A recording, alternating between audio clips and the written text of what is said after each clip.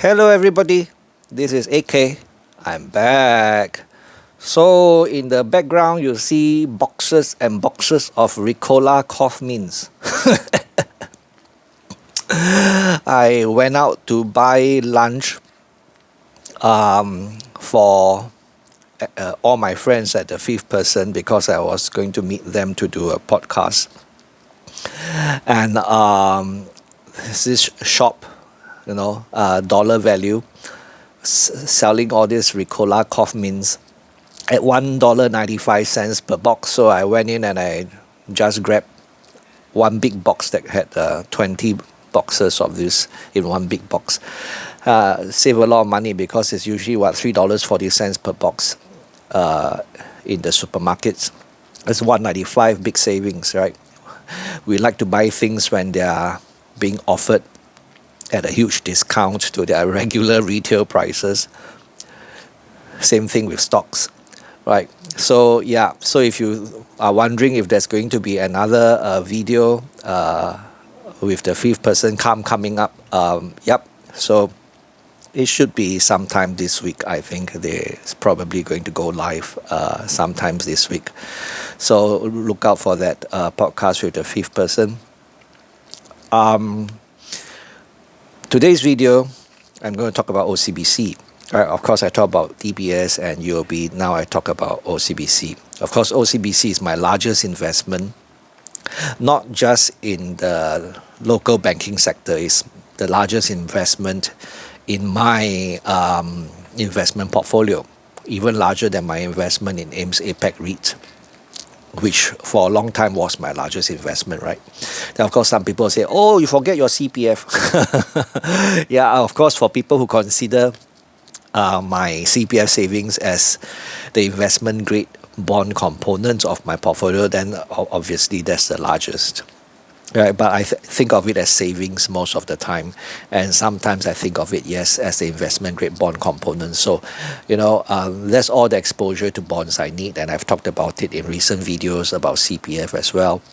Right, so OCBC, my largest investment, it reported a net profit of 1.88 billion Singapore dollars for first quarter 2025. Very auspicious number, 1.88. Right, and this is 12% higher than the previous quarter, which is good news. But if you say year on year, then it's 5% lower. Right, that's no big deal because 5% lower, that already beats expectations, and you're talking about a lower interest rate environment this year compared to last year. So it's not very meaningful to compare year on year, but you talk about it being 12% higher than the previous quarter, that is more meaningful because everything else being equal, OCBC is growing its net profit, right? Its cost to income ratio is very low. It's just like DBS is below 40%.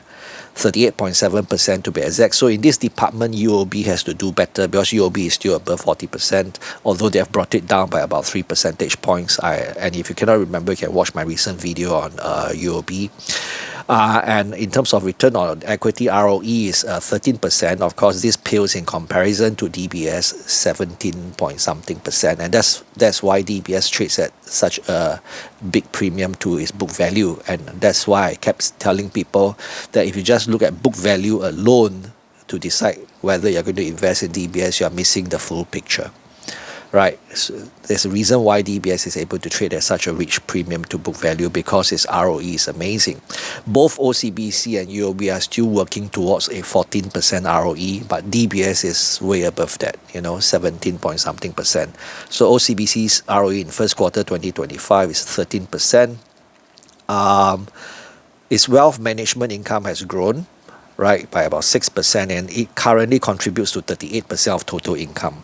This is another point I've made as well many times before over the last 2-3 years, and that is net interest income will become a smaller portion of total income over time, but it's still a big part of total income. Most of total income is still net interest income, but it will reduce in significance as non-interest income takes a bigger chunk.